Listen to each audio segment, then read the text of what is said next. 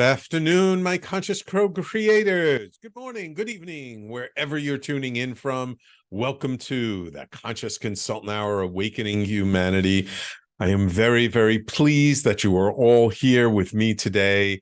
We've got a wonderful show in store for you. I have a fascinating guest who will bring on in a moment. I hope you had a chance to catch last week's show.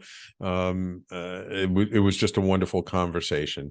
So I hope you caught it as well. Next week, just a reminder, next week, Thursday is Thanksgiving. That means no new show next week. So we're going to skip a week, and then December 7th, I believe, is the first Thursday in December. I'll have a guest, and then November 30th, no guest. Then I have a guest, and then the last show of the year, December 14th. No guests unless someone amazing pops through, and then of course, as always, the last 2 weeks of the year we go dark because I need a break. So we've got a lot coming up. All right, so let's get started. Before I bring my guest on, of course, now you know I haven't been doing my quotes from my book Everyday Awakening, so I'm just going back, picking out in order from a couple of years ago my blog posts. And today's blog post is entitled, "The Other Side of the Heartbreak of Loss is a New Possibility." Letting go can be hard. We get used to something or someone being in our life. Their absence feels unnatural, as if there's now a hole in our life. Yet when we focus on the absence, we miss what is actually happening in our lives, which is making space for something or someone new to come in. Life is a constant flow of beginnings and endings. It is only when something has left that there is room for something new to come in. Like a bookcase full of books. If there's no room for another book, how can we add it to our collection?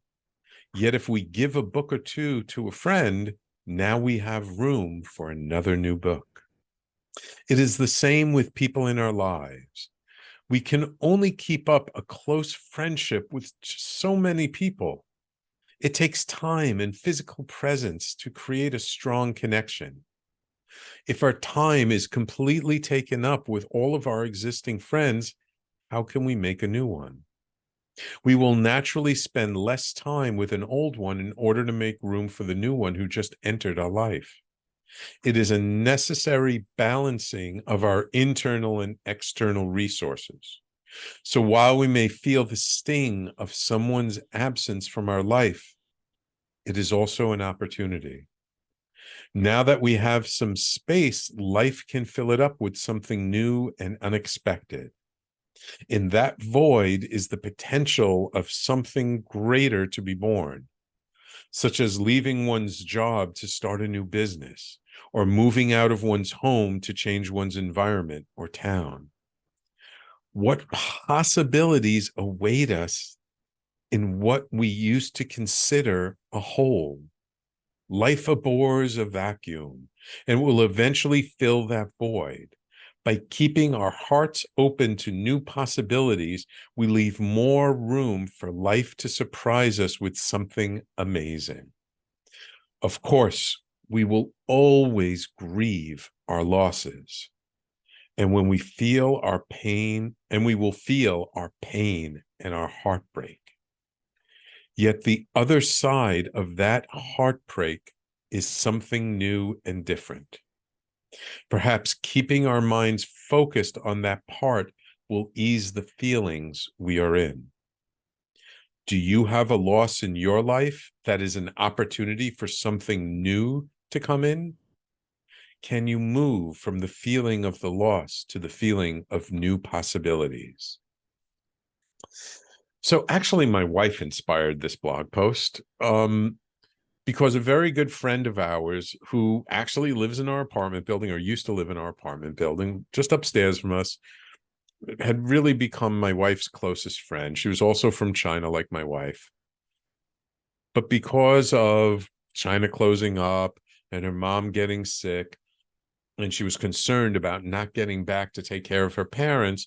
As soon as there was an opportunity, she got, I don't know, a letter, a special visa, was able to go back to China, and has been there ever since.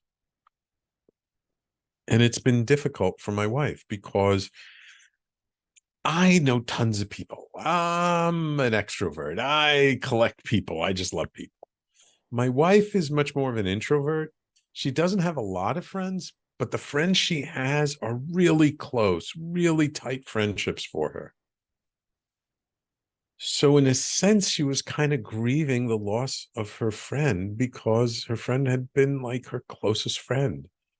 And yes, they still keep in touch. They still talk on WeChat and all kinds of things, but it's just not quite the same when someone's not close by. I mean, they used to bring food for each other. When one was sick, the other one would cook for them. When one would go out and see something, she'd buy it for the other one, and we spent time together. So suddenly she's not there anymore. And not only did she go back to China, but after a few months, she rented out her apartment, which means she's not coming back anytime soon. So there was some grief there. There was some loss. And it stings. It hurts. But as my wife processed it and we spoke about it and we reflected on it, we kind of saw that, and this is one of the things that she came up with, was that, when everything is so full, my wife gets on my case all the time because I'm more of a hoarder than she is. Like, I love to keep things. Like, I have t-shirts that I've had since college, right? And they're like all falling apart and stuff. She's like, get rid of it. I'm like, no, it's an emotional attachment. But she's very good at like letting go of stuff. Look, you got to make room for new things. Why don't you let go of it so you can get something new? And she lovingly teases me about it, and we joke about it. But really, there's a lot of wisdom in just that idea. We tend to want to keep everyone and everything in our lives. But when we do that, our life gets filled up with the things we have, and then there's no room for something new to come in. And so when we let something go, when someone leaves our life, or if we leave a job, or we change our business, or we move, or whatever it is, whenever there's some kind of big change that suddenly something that was in our life before and we were used to having in our lives is now no longer in our life, there's a sense of loss. For men, so much of our identity is tied up in our job, what we do, and how we earn a living. I have a friend who his whole department got laid off a few months ago, and he still hasn't found a new gig. And he texted me the other day saying he feels kind of lost. I mean, not just lost because of the job, other things too. But men, when we lose the way we earn a living, we feel loss. For women, it's more usually about that primary relationship. When a friend's husband dies, or a long-term partner passes or leaves, as a woman, you feel uncertain. You don't know what to do. It's hard. I get all that.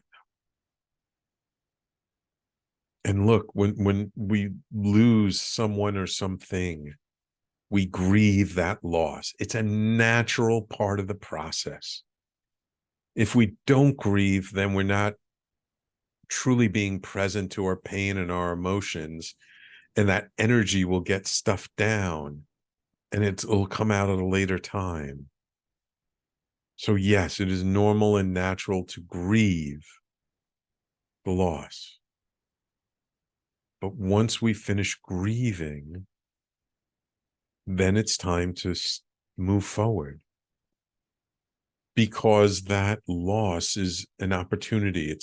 It's a hole in our lives, and life will just not leave it there. life will fill it up with something else. And who knows what that something else is? Maybe something better, maybe something closer. If you've lost a dear friend, maybe there's a new friendship that you'll develop that'll last the rest of your life. Or if it's something that, like a job or a business or a place, and maybe you love your house or your apartment, and you have to move because of something, and maybe you'll find the new place that you move to feeds your soul even more. I know a lot of people who've left New York City during the last 3 years and have moved to all kinds of places. I mean, a ton down to Florida, but out to the West Coast, to places like Colorado and Arizona. And when I talk to people who leave, they all say the same thing. Like, they miss New York, they miss the stuff they had here, but they so appreciate the new place they are, the nature, the beauty, the space. So yeah, when we lose something, do we grieve? Do we feel it? Absolutely. And when all is said and done, then we look around and we see what's still there, what we have. So I understand that loss is heartbreaking. Loss can feel devastating.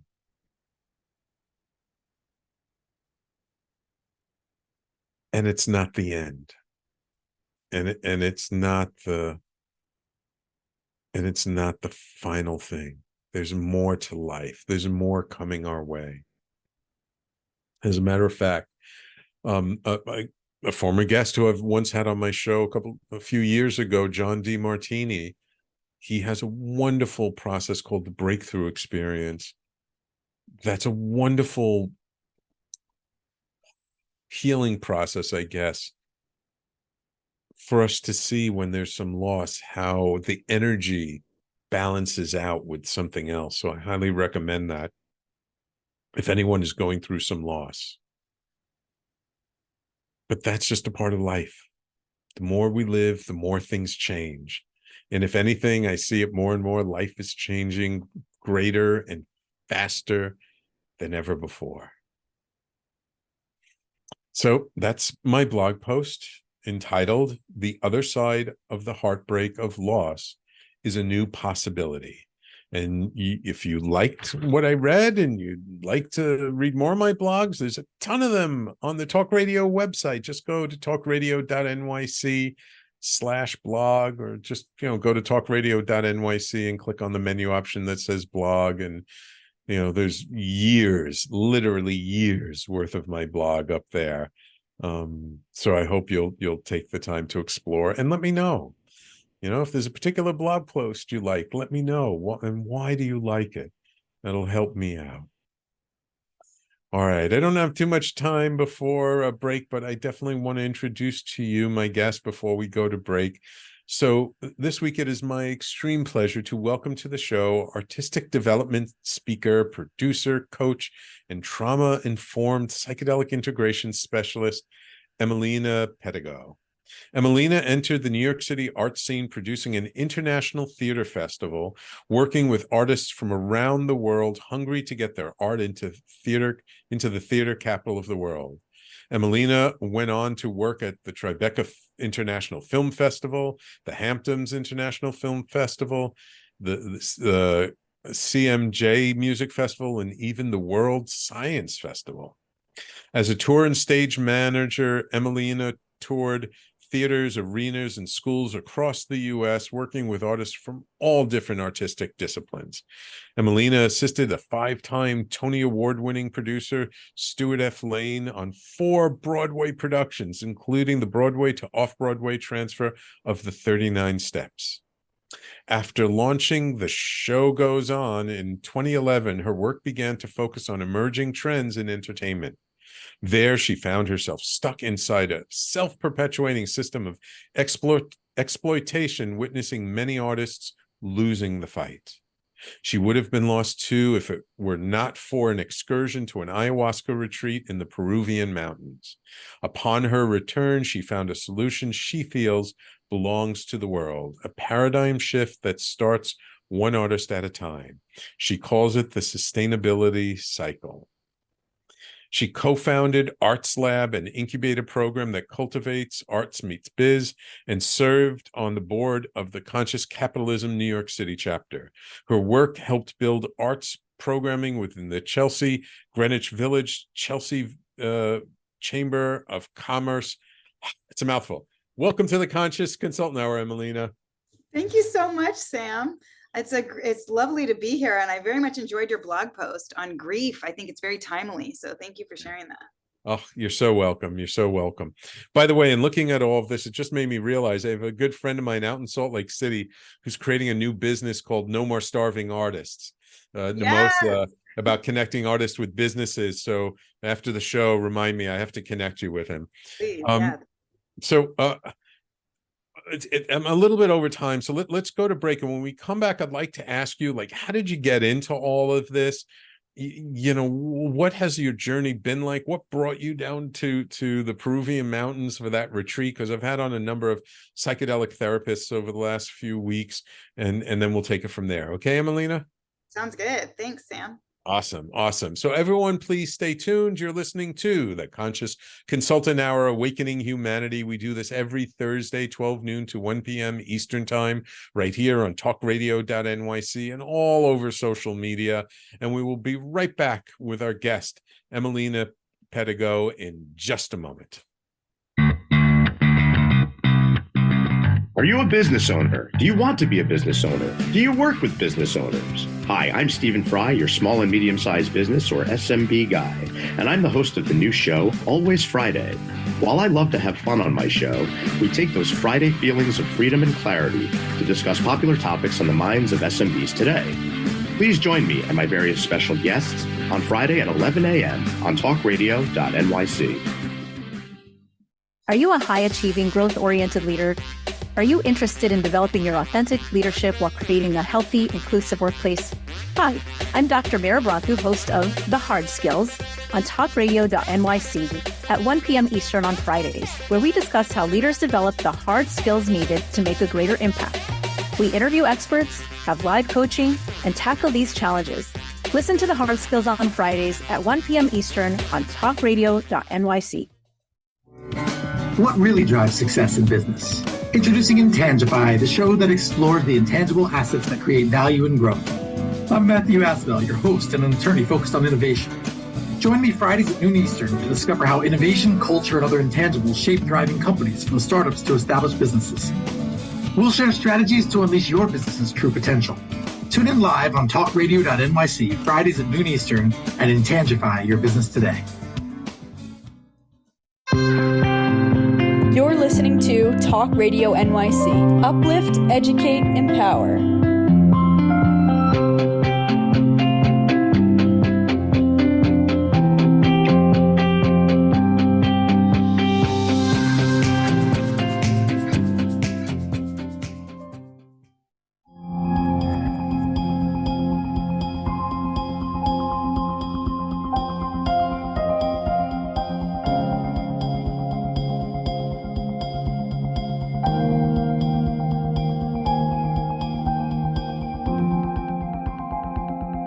And welcome back to the Conscious Consultant Hour, Awakening Humanity. So, Emileena, I have a million and one questions for you, but let's just start with your journey a little bit. Did you go to school for arts, or like, how did you get into just the whole art world? Was it something like you knew from the time you were a little girl? Were you painting murals on your bedroom walls or anything?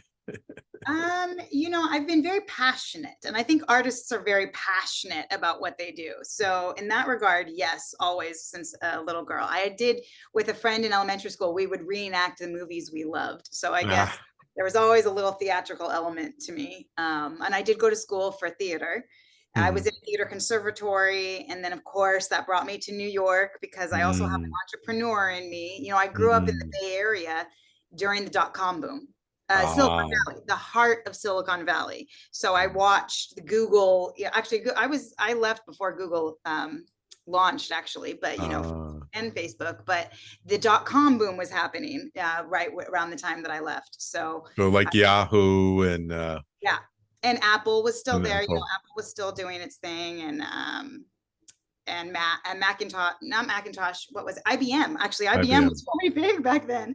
Yeah, I'm gonna date myself, but yeah, it was definitely, I had friends who were in college, just 21, who were creating some kind of .com and making a ton of money. So it kind of felt like this was like in the mid to late 90s, where it kind of felt like the world was our oyster. Hmm. So yeah, I think that definitely framed my kind of business mindset, which I kind of just assumed applied to the arts as well. I thought we could all do Yeah. whatever we wanted. So, and then by the time I got to New York, after I got my degree, yeah, it was a little bit of a rude awakening that it wasn't as easy as I thought it was going to Hmm. be. I couldn't just start something and make it happen overnight. When it came to arts, there was a lot more Right. barriers, it felt like, for artists. So yeah, I think that's kind of my early journey. And then you know, and what's the show? The show goes on that you formed in 2011. What's that all about? Yeah, so that was really, so I had moved to New York to manage an international theater festival. And so I Yeah. was still kind of, and in hindsight, I probably did not realize how good I had it, because I basically, John Chatterton, God bless him, it was his festival. And he basically we would sit around, we would go out to lunch and just talk ideas. He was very much an entrepreneur as well. He called himself a theatrical entrepreneur. And we would come up Mm. with ideas and he would just fund it. And then it was my job to implement it. So maybe a little disconnect from for me about like getting the money. That part was probably Right. missing, because he would just kind of fund everything. We would obviously come up with budgets and figure out ways to make the money back, but I was not the one coming up with the money. So Which we is usually one of the hardest parts. exactly. I kind of skipped over that part. So it was an interesting early beginning. Again, though, I had this mindset of I could just do anything, and I did grow the festival alongside John. When I first moved to New York, there was only 3 venues and maybe like 20 shows. Or actually, it might have only been 2 venues. And I helped him grow it to 7 venues and over 60 shows. So we really expanded that festival, and that was such an exciting time for me. It was very fruitful and very creative, and then I left. Oh yeah, the question though was about Show Goes On. So I left to kind of to start my own journey, right? Because this was always under John, and eventually, John kind of had his ideas of where he wanted to take things, and I had my own ideas. So I resigned MITF. I sent out a press release, and then I launched The Show Goes On, which was really my own business to kind of to produce my own events and theater. I started with the show, and the idea was to keep it going on. The show goes on, and actually that name is very appropriate, because as I have changed and as my pursuits have changed, I mean, I was still very well, actually, around the time that I launched The Show Goes On, I was specifically interested in marrying kind of the music and theater industries, which Mm. was starting to happen. It was around the time of Rock of Ages, and Ah, I had okay. seen The Toxic Avenger, which was written by David Bryan, the bassist of Bon Jovi, and Memphis came out like a couple years later. He wrote that too, and I was just really inspired by these rock musicals, and kind of my dream at the time was to really create a venue that was dedicated to development for these kind of non-traditional concepts, which now music and theater go together very well. So that's old Mhm. news now, but at the time that's really where I was interested. But as I've kind of changed my passions and pursuits, The Show Goes On has been very appropriate for that. So yeah, Got it. So the show kept going on. yeah, exactly. It Things still goes changed. on. Yeah. Um, so in your bio, it says you got stuck inside a self-perpetuating system of exploitation. What do you mean by that? What do you mean by exploitation in a self-perpetuating system? Yeah, well, it's interesting because actually it ties in a little bit with your blog and the concept of grief, because I think there's just not in this system, especially in New York City, It's go, go, go, go, go, you know, which is what drew me there actually, because I was go, go, go, you know, and everyone has their side hustle. You know, for me, it was like 5 side hustles, you know, and they're all businesses and everything was going. And so it's when you are, and then also there's living and surviving in New York City, which is a hustle in and of itself, you know. So there's you kind of, it's very quick to go into like survival mode, right? And I think nowadays that's a kind of a common, we get that means, but certainly when I was doing it, I didn't know what that meant. I didn't know that I wasn't thinking from a place of like what your show is all about, from like a holistic, conscious place. I was making business decisions and even artistic decisions from really this survival, this place of survival. So when you're in that state, it's really easy to get exploited, right? Because you're kind of desperate. Like, you know, a lot of the artists I was around was like, you know, if you don't come to the show, I don't know when I'm going to be able to do another one. So please, you have to make this show. You know, the show is like this is my opportunity to show the world what I have, you know, and that stakes are so high for artists because we're all so passionate, you know.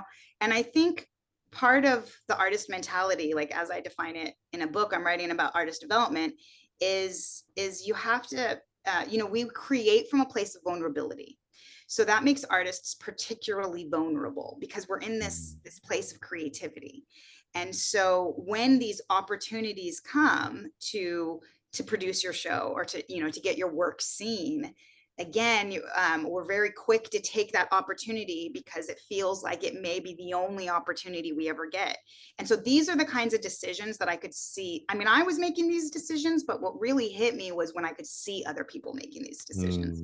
You know, like I knew this musician once who really, he was also a personal trainer, which blows my mind, but he believed he was consciously like skipping meals so that he could save money to get into the studio. And I was like, but you know how bad that is for your body. And he's like, yeah, but once I get the album made, you know, once the song comes out, then I can be healthy, you know? And so that was just really heartbreaking to see, you know. And also I'm definitely an empath, which I've learned the hard way. So I'm taking on, you know, this like exploitation. I mean, people are doing it to themselves, you know, let alone the fact that as soon as you get signed to a label or as soon as you get into a contract with somebody or you sign a lease for a theater for a show, you know, you are basically at that person's will. So I definitely had some you know, business deals go wrong where I kind of just got screwed over. And, you know, and this happens in the theater too, you know, and it's the artists.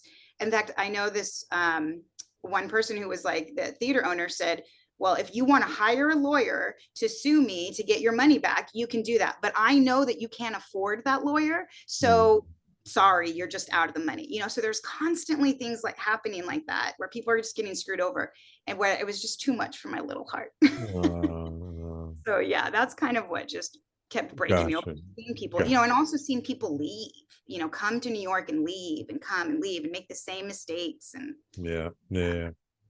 You ever hear the old joke of 2 people meet in line at the post office and one gentleman says to the other, oh, what do you do? And the gentleman says, oh, I'm an actor. And he was like, oh, what restaurant do you work at? Right. Exactly. Which even that in some ways for me is like, is part of the problem, you know, because I think that's also for me where I started to detach, because it was like, it's not just the artist, it's this mentality of, well, you must be, you know, having to slave away in order to do art, you know. Like there's something wrong with that. Like we should be like, oh, you're an actor, that's amazing. What is your art? What have you been in? You know, those should be the answers, the questions. Exactly. I want to ask you about what brought you down to the Peruvian mountains, to your ayahuasca retreat and all that, but it's time to take another break. So I want to hold that till we come back, so then we can start a whole new part of the show. So let's do this. I'll take that break. We'll come back, and then I want to hear all about that. Okay, Emileena? Great. Yeah. Awesome. So everyone, please stay tuned. You're listening to the Conscious Consultant Hour, Awakening Humanity. Please stay with us. We'll be right back with our guest, Emileena Pedigo, in just a moment.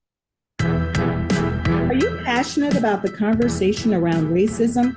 Hi, I'm Reverend Dr. TLC, host of the Dismantle Racism Show, which airs every Thursday at 11 a.m. Eastern on talkradio.nyc. Join me and my amazing guests as we discuss ways to uncover, dismantle, and eradicate racism. That's Thursdays at 11 o'clock a.m. on talkradio.nyc.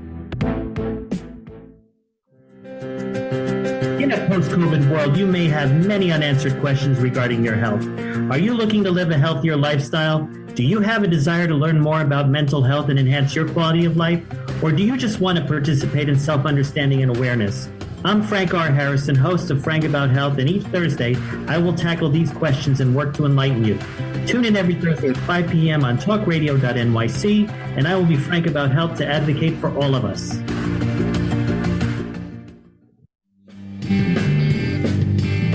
Hey everybody, it's Tommy D, the nonprofit sector connector, coming at you from my attic. Each week here on talkradio.nyc, I host the program Philanthropy in Focus. Nonprofits impact us each and every day, and it's my focus to help them amplify their message and tell their story. Listen each week at 10 a.m. Eastern Standard Time until 11 a.m. Eastern Standard Time, right here on talkradio.nyc. You're listening to Talk Radio NYC at www.talkradio.nyc. Now broadcasting 24 hours a day.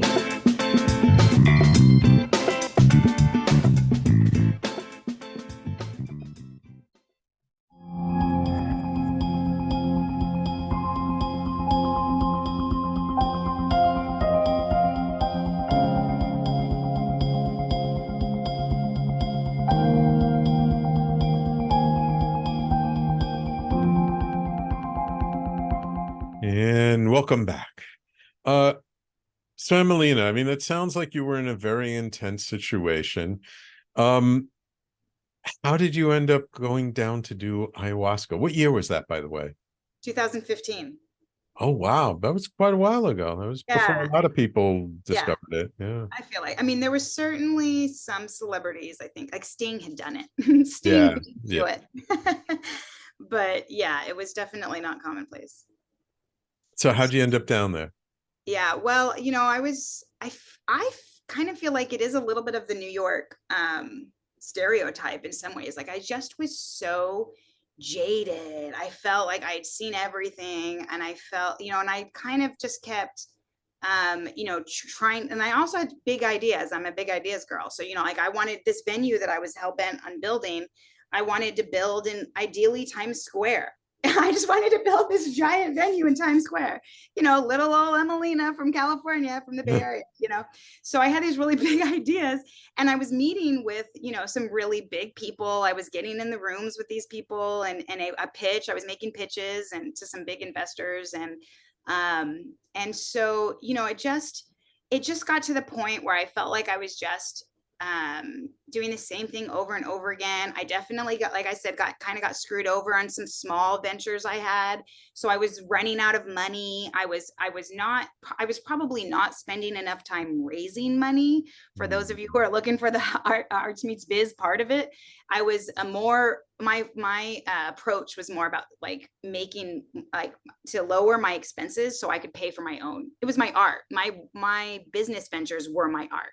So I was producing shows for artists, spending all my own money. So I was slowly running out of money. I wasn't moving as fast as I would have liked to move. And, you know, a lot of people were like, well, you need a proof of concept before we can see your big thing. But the problem is that I wanted to build from the ground up.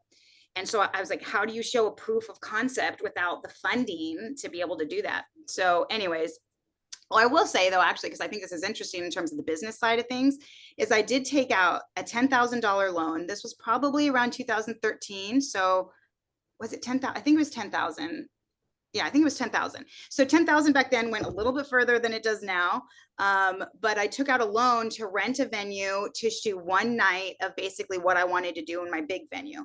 And what I found was I couldn't find a venue. That's the whole reason why I wanted to build, right? That I could afford to produce an event for $10,000. So one of the venues I found said in New York City, it's probably, I don't even know if it's still there anymore, it was the Edison Ballroom.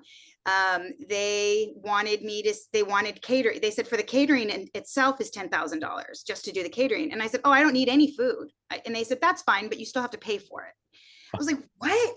So it was like things like that, that is like these business. This is also what led me eventually to kind of start Arts Meets Biz too, because a lot of these like business ideas don't make sense. And so many people are just like, okay, well, that's just how it is, and I'm like, well, that's not how it should be. So anyways, right. I was just I felt like I was getting bombarded by a lot of these things. That's just the way that it is, that didn't make sense. And honestly, I didn't really want to be a part of that. I didn't want to support that. So I just got really jaded and was running out of money, if not probably was out of money. Mm-hmm.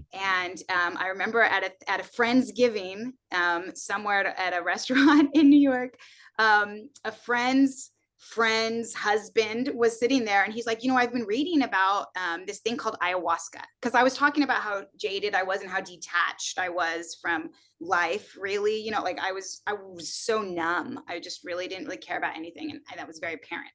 So anyway, so he mentioned ayahuasca, and he said he's been reading about it. He said it was his understanding was that it was like 20 years of therapy in 5 hours. And I was like, that sounds very efficient.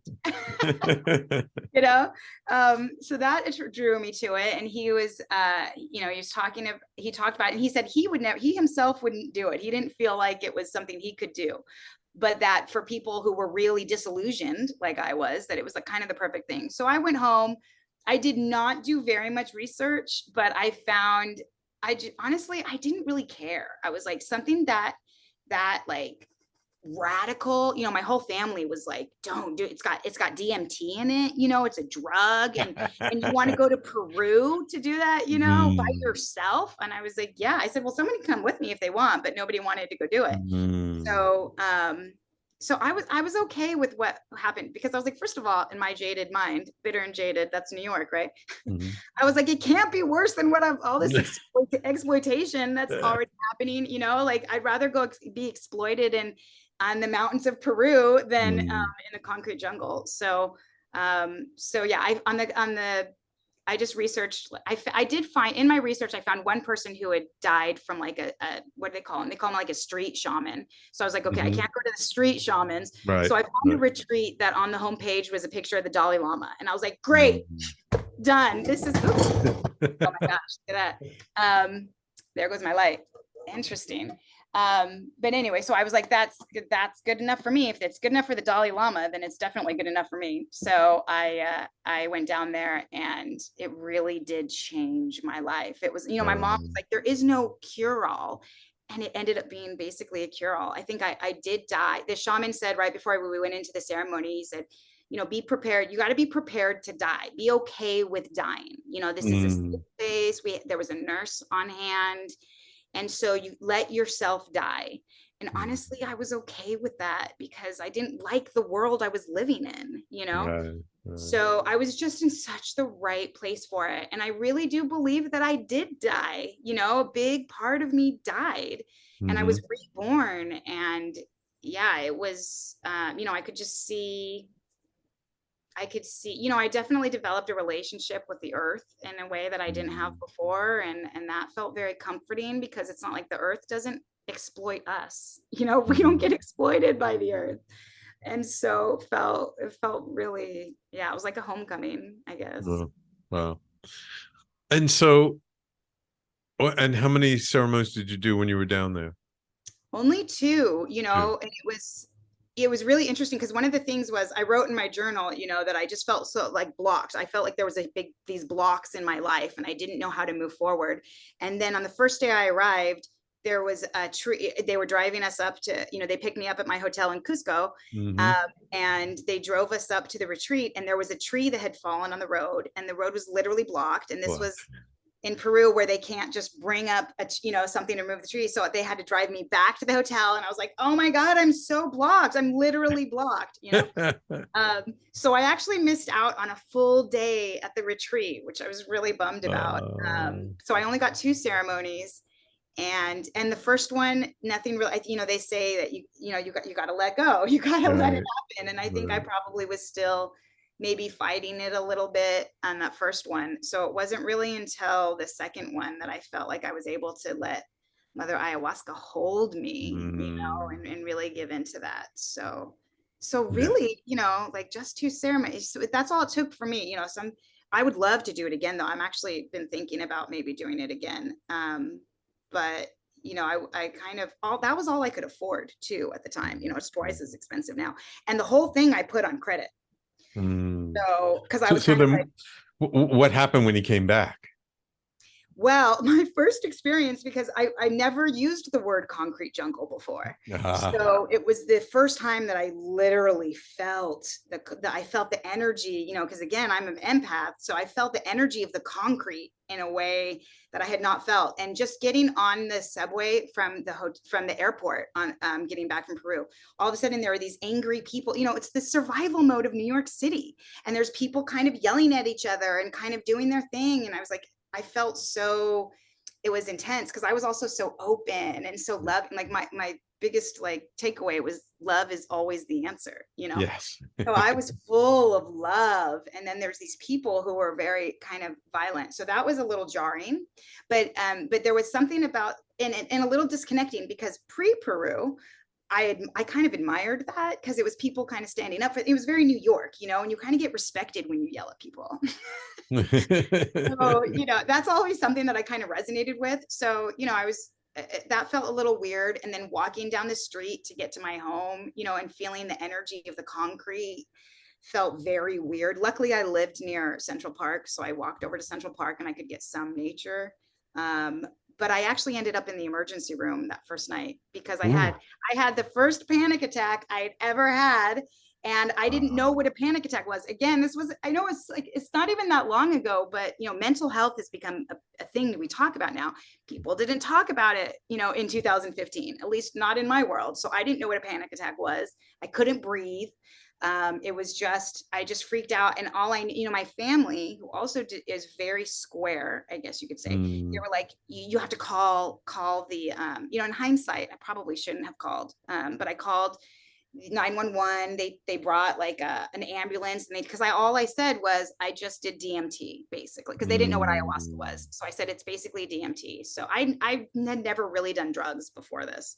So I was, my family was like, oh, it's probably something in the DMT, so they ended up taking me to the hospital. And, as soon as I could breathe, I just couldn't breathe. That's all, because I was panicking. So as soon as I calmed down and could breathe, I was fine. And and so that was an interesting experience. So but like, then how did you just show up? Like, what was life like for you once you were back and you're having to deal with some of the stuff that you dealt with before, that you maybe were running away from before, but now you're back home and you have to deal with it? Yeah. Well, that's why I started doing integration, because I think that's what I needed, was integration. But integration wasn't a thing back then, So my kind of approach was to just not do anything. Like, I kind of let go of everything. I kind of stopped showing up. I just was attending to my body, my care. I was allowing that space. Like I was saying, when you were talking about grief, and I think right now grief is so present in everyone's lives because of the world events, and we don't tend to allow space for the grief. We're like, how can what's the solution? How do we get out of this, instead of stopping and just allowing space to grieve? So I think that's what I did basically absolutely nothing for a few months. And I mean, I must have been working. I don't even remember how I think I was doing Airbnb. That was how I was making money. This was also before Airbnb, what it kind of became, they crunched down on that. But so I mean, somehow I was making money because I didn't have a lot of money, but I was not trying to do anything big, that I was just like grieving. I think I was grieving and trying to find and listen to myself, because that's what I was bombarded by New York. I spent a lot of time in the park, and was trying to listen to myself instead of everybody else around me telling me what I should be doing. Right. All right. Wonderful. Well, I know there's a lot more on the integration side of that, and I'd like to get into that, but we don't have that much more time. We got to take our last break of the show. So when we come back, let's just kind of talk about like briefly just what you switched and changed, then coming back, having these new realizations, and then where are you today and what's going on now? Okay. Great. Yeah. Awesome. So everyone, please stay tuned. You're listening to the Conscious Consultant Hour, Awakening Humanity, and we'll be right back to wrap it all up with our guest, Emileena Pedigo, in just a moment. What really drives success in business? Introducing Intangify, the show that explores the intangible assets that create value and growth. I'm Matthew Asbell, your host and an attorney focused on innovation. Join me Fridays at noon Eastern to discover how innovation, culture, and other intangibles shape thriving companies from startups to established businesses. We'll share strategies to unleash your business's true potential. Tune in live on talkradio.nyc Fridays at noon Eastern and Intangify your business today.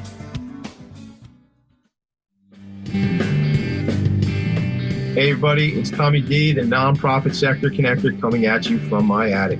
Each week here on talkradio.nyc, I host the program Philanthropy in Focus. Nonprofits impact us each and every day, and it's my focus to help them amplify their message and tell their story. Listen each week at 10 a.m. Eastern Standard Time until 11 a.m. Eastern Standard Time, right here on talkradio.nyc. Are you a conscious co-creator? Are you on a quest to raise your vibration and your consciousness? I'm Sam Leibowitz, your conscious consultant, and on my show, The Conscious Consultant Hour, Awakening Humanity, we will touch upon all these topics and more. Listen live at our new time on Thursdays at 12 noon Eastern Time. That's The Conscious Consultant Hour, Awakening Humanity, Thursdays 12 noon on talkradio.nyc. You're listening to Talk Radio NYC at www.talkradio.nyc. Now broadcasting 24 hours a day.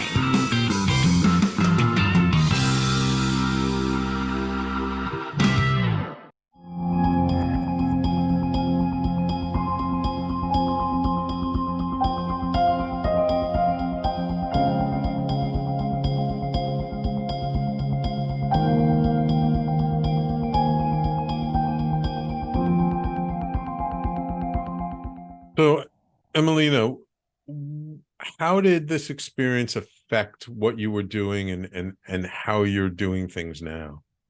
Yeah. Okay. I also want to just say, because this time went by so fast that, I really, if there were shows like yours happening at the time, maybe I wouldn't have needed to go in the first place. So I just want to thank you for what you do and kind of highlight how important shows like yours are. And I think you really are contributing to kind of this great awakening. So thank you for that. Thank you.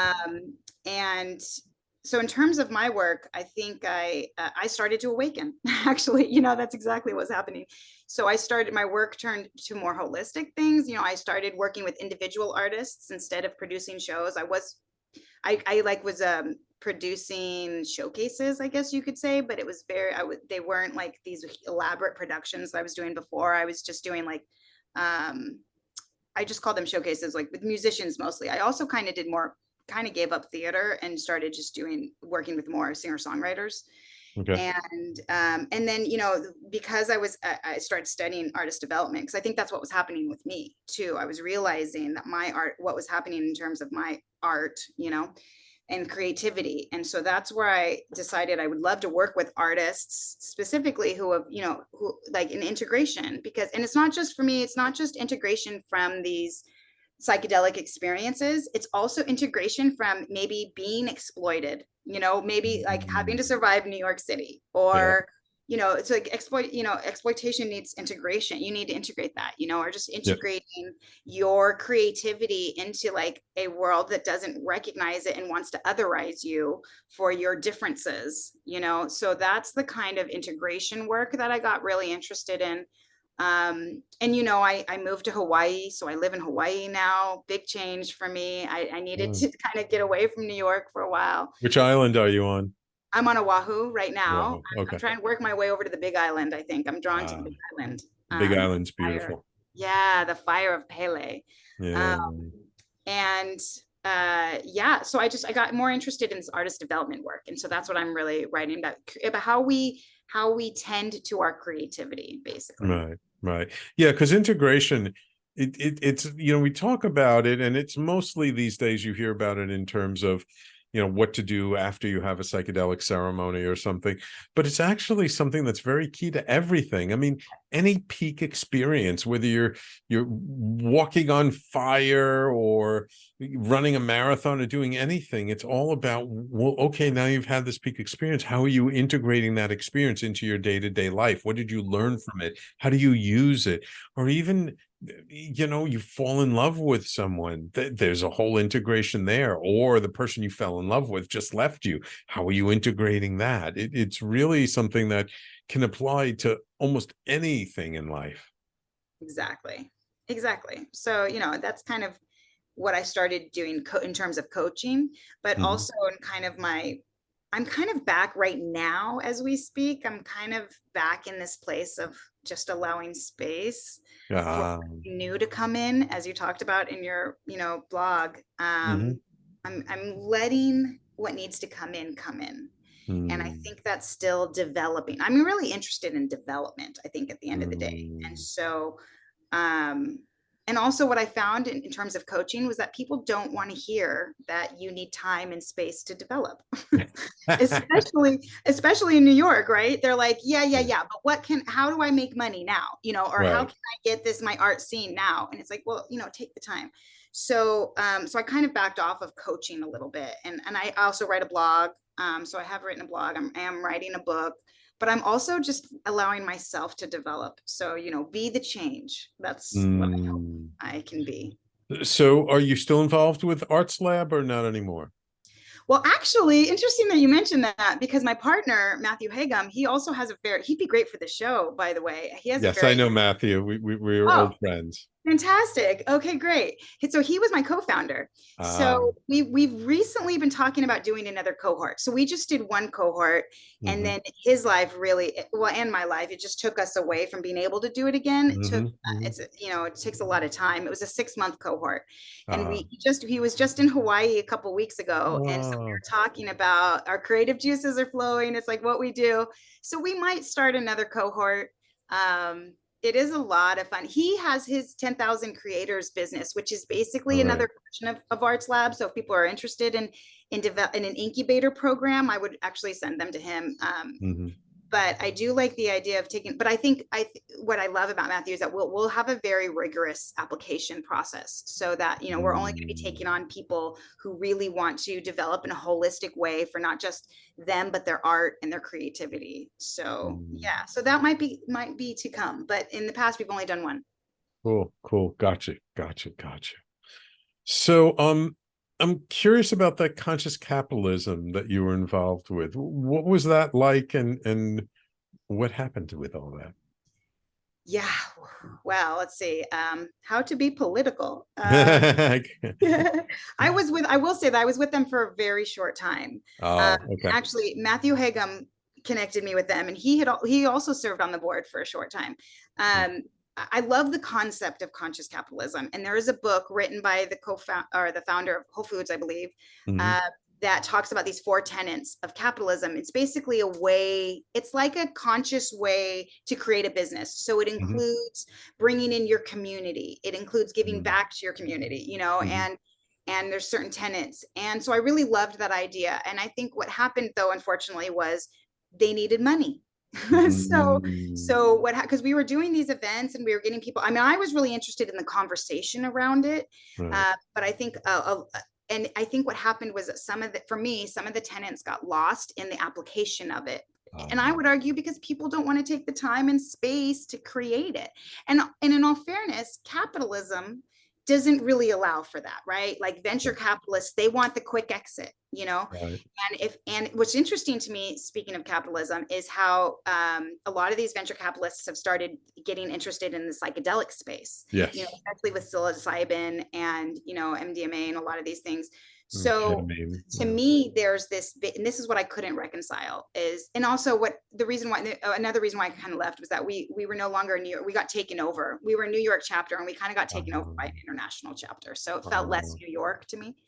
But there's this disconnect to me about, like, the whole psychedelic phenomena to me is about, like, slowing down and going within and being a little bit more holistic. And capitalism, like I said, rewards the fast pace and quick exits. So there's a disconnect there. Like you can't, in my mind, you can't make ayahuasca like this, you can't make profit.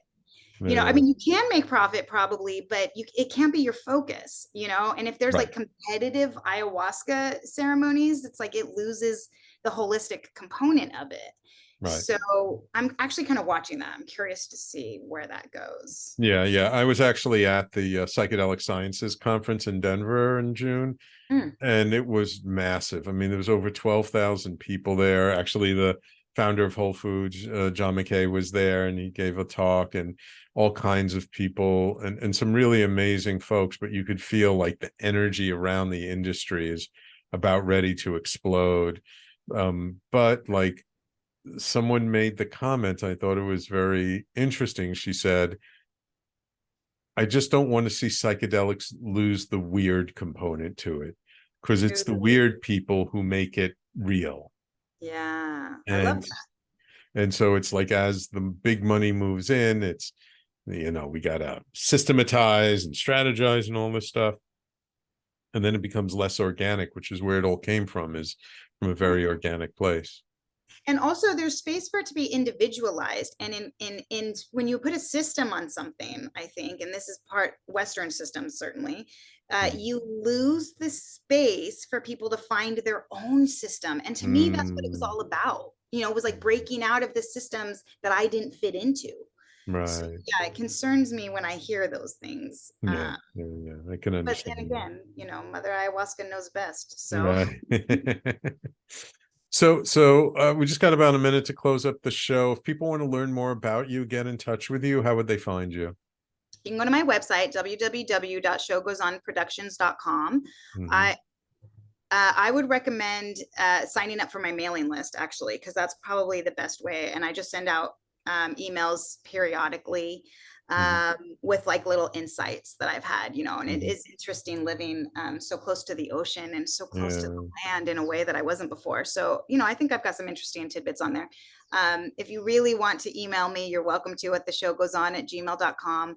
But otherwise, I'd say my website's the way to go.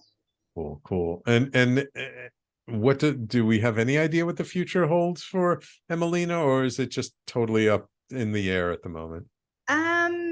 I think it's totally up in the air, which is scary, but it feels honest. I think when I was in New York, it's all about what's next. And to me, that felt like a box. So like with the book, I've been saying for years, when the book is giving a date of when the book is going to come out. And I just finally have to say it will come out when it's ready. I can't put it into a box. I can't put my art into a box, which is why Arts Meets Biz is such an interesting concept, So yeah, the future, I think staying present to so many changes that's happening in the world right now, and how they're affecting those that are most vulnerable, like us artists. So I just kind of want to sit and watch and react and let space for what needs to come. Wonderful. Well, Emileena, thank you so much for making time out of your day to come on my show. I truly appreciate it. I wish you lots of luck on your path. Thank you so much. Yeah, then thank you again for the Conscious Consultant Hour and everything you do as well. Thanks, Sam. Thank you. And of course, thank you, my loyal listeners, for tuning in week after week. The show is pre-recorded, so I didn't get a chance to see your comments online. But I will be back next week. I'll be live again next week. So thank you all for tuning in. And don't forget, if you missed any part of today's show, you can always watch the recording on talkradio.nyc. And we're on all the major podcasting platforms: Apple, Amazon, Google, Spotify, Pandora, iHeartRadio. Wherever you listen to podcasts, you can find the Conscious Consultant Hour. Thank you all for tuning in. We will talk to you all next week.